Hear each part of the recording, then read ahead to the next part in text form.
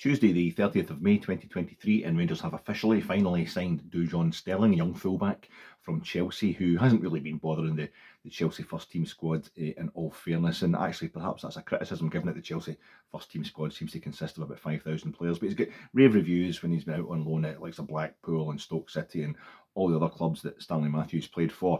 And this, as Rangers supporters, is what we want to be focusing on right now, isn't it? The players that are coming in, the signings we're going to get this summer of 2023. The moment Michael Beale arrived as our manager in November, the first thing he was talking about, and the thing he's talked about most often since then, is the summer of 2023, the pre-season he is going to get into the legs of this Rangers squad, the players that he's going to bring in to play in his style. And that's all we're really interested in now, isn't it? You know, we'll get this friendly coming up against Hamburg at Ibrox. We'll get Alan McGregor's testimonial against Newcastle United at Ibrox. I think we're supposed to be playing Leeds as well.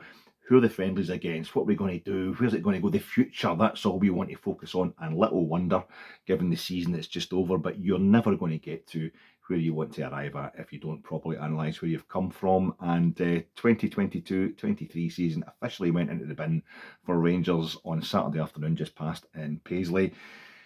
What went right? That'll be a short conversation. What went wrong? Why did it go wrong? How? Where did it go wrong? And to be all kind of Peter Martin, deliberately controversial about it, I don't mean Peter Martin just because I'm fat, bald and old. How wrong did it actually go? 2012. I'm going to talk about it, folks. I'm not a controversialist. I'm not into winding folk up for the sake of it. I know that's something that annoys Rangers fans. You know, no excuses for winning no trophies, sack everybody, and it annoys a lot of Celtic fans. You're making excuses. That's not what it's about. I think 2012 still plays a massive part in how we judge any Rangers season just now. I'm going to talk about that at the end of probably the second video. This is going to be a two-parter. You'll be unsurprised to know. Where did it start going wrong? Well, the start of the season, we actually took a couple of cracking results. We beat St Johnstone and I think Ross County 4-0, beat each of them 4-0 at Ibrox in quite short order. I think we had a 4-0 win over St Mirren as well. I think when they were challenging for third place, we beat them 4-0 at Ibrox. Aberdeen were going through a bit of form under Jim Goodwin. Believe it or not, they went 1-0 up at Ibrox. We ended up scalping them 4-1. We went to Tynecastle. Antonio Cholak got a couple of goals. We won 4-0 there. All this under Giovanni Van Bronckhorst. Everything seemed to be going quite well. Our only real domestic slip-up at that point was a 2-week draw at Easter Road, and even then, although Alfredo Morelos kind of sold the jerseys with his red card, we went down to 9 men. Alfie was one of the disappointments. His attitude, Alfredo Morelos' attitude this season was one of the big disappointments of the season. The kind of Hibs fight back started with John Lundstrom being sent off and a decision that was later rescinded, a red card that was later rescinded because it was a ridiculous decision by Willie Collum. So there's no great panic. And the main aim at the beginning of the season, the thing on most people's mind, the focus for me anyway, was getting into that Champions League group stage. Fourth attempt really in the space of a year, having gone out in the third qualifying round while Steven Gerrard was still the manager at the beginning of the previous season. A certain Antonio Cholak scoring 2 goals for Malmo at Ibrox, 10-man Malmo at Ibrox. That was a bit of a disaster, albeit it led to the run to Seville, which was fantastic. I think a lot of Rangers fans, for most of us, we still feel as if getting into the Champions League group stage would be one of the greatest indicators of us being back from the financial collapse of 2012.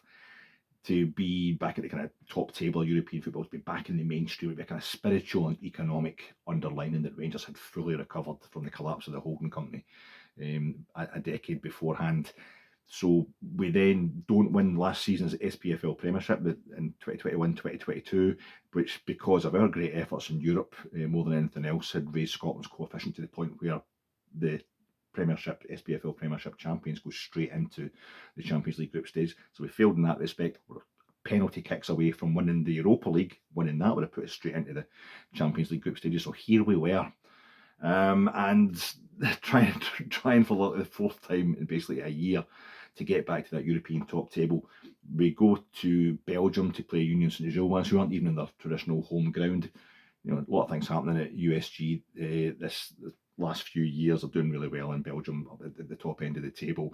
Ended up this season, they went out in one of the quarterfinals of the Europa League.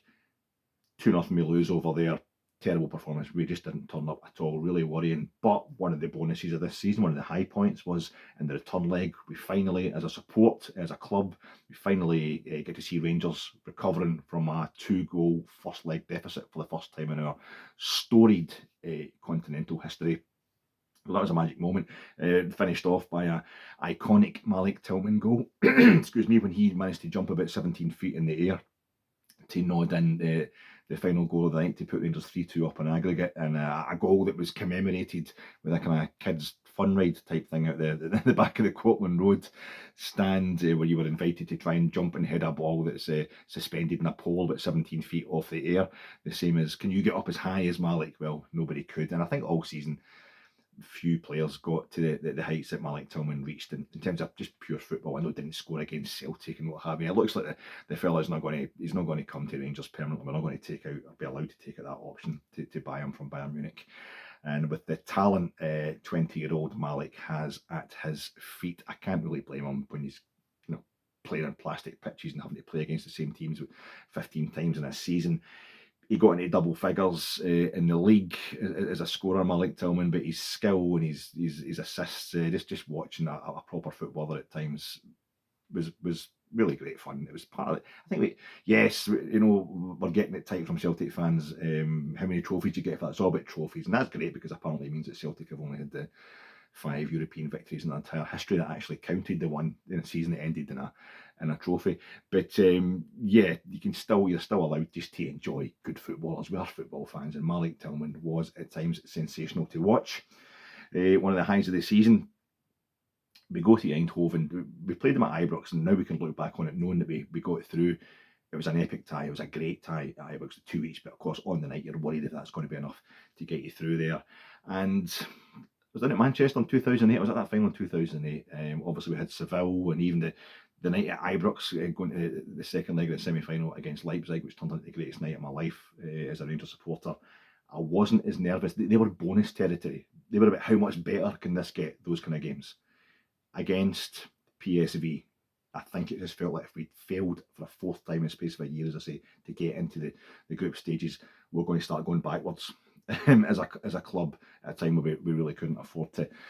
It's the most nervous I have ever been before a football match. It was a night like this. It was, again, beautiful summer's weather. It was kind of getting towards the end of August, and I'm sitting at the back door, a cup of tea, just looking at the scenery, taking in the weather. And it's one of the nights I actually hated the fact that I love Rangers so much that football had the ability to kind of ruin my life. I knew it would be if we didn't get through that match, but we did get through it. Man of the match performance for Glenn Kamara. Super intense game. We've got a fantastic record as a club against former European champions PSV Eindhoven, an immense club, PSV Eindhoven. We've been over there 4 times in European duty. Drawn 1 game and won 3 now. We won this one again. Antonio Cholak, who scored what's just been voted the Rangers goal of the season in the first leg against the Dutch. He did it again, a tap into an empty net, really, in the second leg. Only goal of the game, set up by Malik Tillman. As I say, Glenn Kamara just was absolutely immense that night. It was a really intense game. We got through it, and it felt like a weight was off the shoulders. But as we know, what happens these days with Rangers ever since 2012, when we think we've overcome a hurdle on the journey back, we find that getting over that hurdle, there's a whole lot of pain waiting for us. Getting back into our first domestic final after 2012 was a 2016 Scottish Cup final against Hibs. We know how that went. Getting back into Europe for the first time since 2012 was against Progress near the corner of Luxembourg in the Europa League. Turned into what was then the worst ever result in my life as a Rangers supporter. Even getting back into top flight with those first couple of seasons, we'll settle for second place because we know we're on a long journey back. We finished third. I remember taking scalpings all over the place from Celtic and getting put out competitions by Aberdeen. It's been horrible every time we got over that, and that's the way it turned out when we got into the Champions League group stages for the first time since before 2012.